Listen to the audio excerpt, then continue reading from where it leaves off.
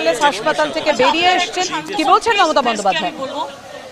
এটা সুখের সময় নয়, দুঃখের সময়। আমি রশিদ আলী, যে আমাদের সকলের ভাই ছিল এবং সঙ্গীত সম্রাট, দীর্ঘদিন তিনি চিকিৎসাও করেছেন, এমনকি কিছুদিন আগে তিনি উত্তরপ্রদেশের প্রোগ্রামও করে এসেছেন। তার ছেলেও খুব ভালো গান করে, তার স্ত্রী ছেলে মেয়ে সবাই আছে, এখানকার চিকিৎসকরা আছেন।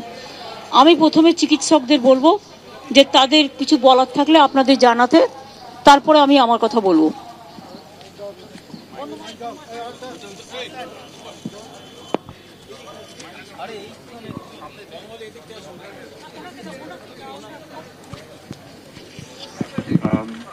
মিস্টার খান এখানে 22শে নভেম্বর থেকে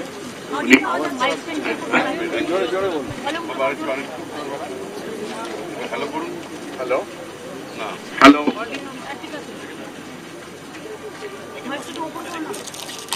হ্যালো হ্যাঁ, মিস্টার খান আমাদের হাসপাতালে ভর্তি হন 22শে নভেম্বর একটা ইন্ট্রাসেরেব্রাল হেমারেজ নিয়ে। আমাদের ইনিশিয়ালি নিউরোসার্জনরা দেখে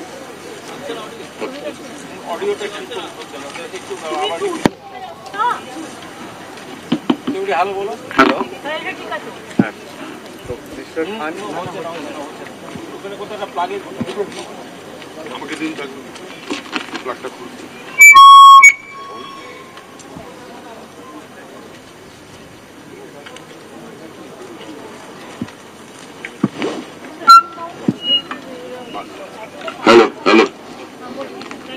হ্যালো হ্যাঁ, মিস্টার খান ভর্তি হয়েছিলেন ইনিশিয়ালি একটা মাথার মধ্যে একটা ব্লিডিং নিয়ে, একটা ইন্ট্রাসেরেব্রাল হ্যামারেজ নিয়ে।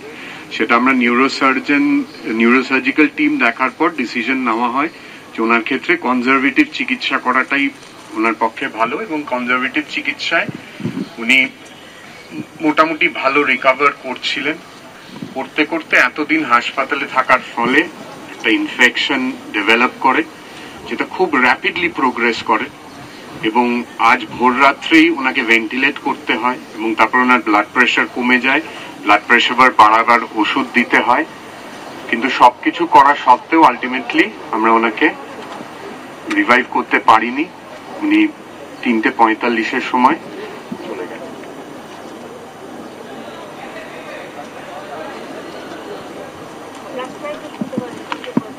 3:45-এর সময় উনি চলে গেছেন আমাদের থেকে। না, আমি পিয়ারলেসের এখানে ম্যানেজমেন্টের সকলে আছেন, আর যিনি আপনাদের কাছে অ্যানাউন্স করলেন তিনি ওনার ডক্টর ছিলেন এবং তিনি তার সাধ্যমতো চেষ্টা করেছেন। আমার সাথে রশিদ আমার ভাইয়ের মতো, রশিদ আলী খানের স্ত্রী, মেয়ে এবং ছেলে এবং মেয়েরা আছে। আমরা সবাই মিলে এই শোকাহত এই খবরটা, আমি তো জাস্ট গঙ্গাসাগরে ছিলাম, গঙ্গাসাগর থেকে জয়নগরে গিয়ে আমার কানে কানে কিছুটা খবর আসছিল। তারপর আমি নবান্নতে ফিরে আসার পরেই আমার কাছে খবর আসে এরকম কিছুটা হতে চলেছে। সেজন্য আমি চলে আসি সঙ্গে সঙ্গে খবর নেওয়ার জন্য। তখনও আমার কাছে শেষ ইনফরমেশনটা ছিল না। এখানে এসে ডাক্তারদের সাথে কথা বলে আমি জানতে পারি, ওর পরিবারের সাথে কথা বলে, যে তারা তাদের সাধ্যমতো চিকিৎসা চেষ্টা করেছে, সাধ্যমতো চিকিৎসা দিয়ে, কিন্তু ultimately it's a great loss. এবং রশিদ আলী খান আপনারা জানেন বিশ্ববিখ্যাত একজন নাম, এবং তার নাম নতুন করে তার পরিচয় দিতে হবে না। তিনি আর্টিস্ট হিসেবে বলতে পারেন সঙ্গীত সম্রাট, এবং উত্তরপ্রদেশে তাদের অরিজিনাল জন্মের স্থান। কিন্তু তিনি বাংলাকে ভালোবেসে, বাংলাকে চিরকাল বাংলায় থেকে গেছেন, এবং তিনি বিশ্বের এমন কোনো জায়গা নেই যে প্রান্তে গিয়ে তিনি সঙ্গীত প্রচার করেননি। তিনি নিজে আমাদের বঙ্গবিভূষণ, ওদিকে পদ্মবিভূষণও আছে, এবং ওর ছেলেও খুব ভালো গান গায়, ভীষণ ভালো ছেলেকে তৈরি করেছে। মেয়েটাও খুব ভালো, মেয়েরাও করে। ওরা আসতে চাইছিল না, তার কারণ হচ্ছে ওদের এতটাই ওরা শোকাহত। কিন্তু এই পরিবেশে যখন কেউ চলে যায় তখন তো আমাদের রবীন্দ্রনাথ ঠাকুরের ভাষায় বলতেই হয়, দুঃখ হলেও সুখ আছে, দুঃখ তেমন আছে, কাউকে না কাউকে চলে যেতে হয়। কিন্তু অল্প বয়সে চলে গেল, এটা আমাদের কাছে অফকোর্স খুব একটা দুঃখের।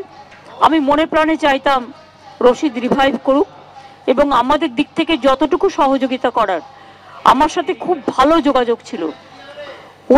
ও আমাকে বলতো তুমি আমার মা আছো, এইভাবে আমার সাথে কথা হতো। বউ জানে, স্ত্রী ছেলেমেয়েরা জানে, এরাও আমাদের অনেক কাজকর্মও করেছে।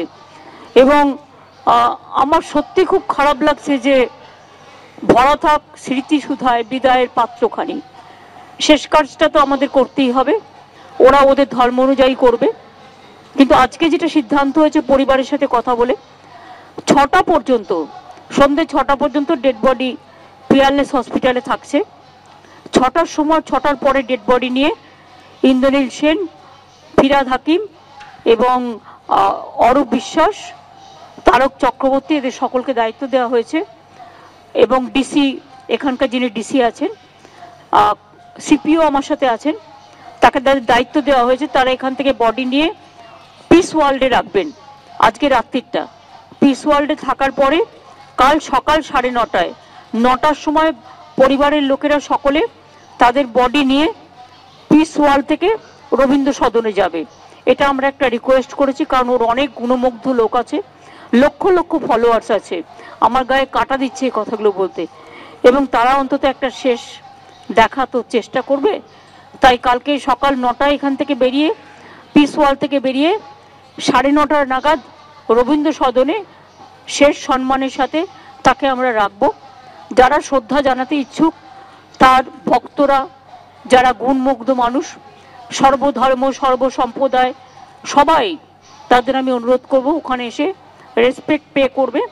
বেলা 1টা নাগাদ সাথে ইন্দ্রনীল সেন, ফিরহাদ হাকিম এবং অরূপ বিশ্বাস থাকবে।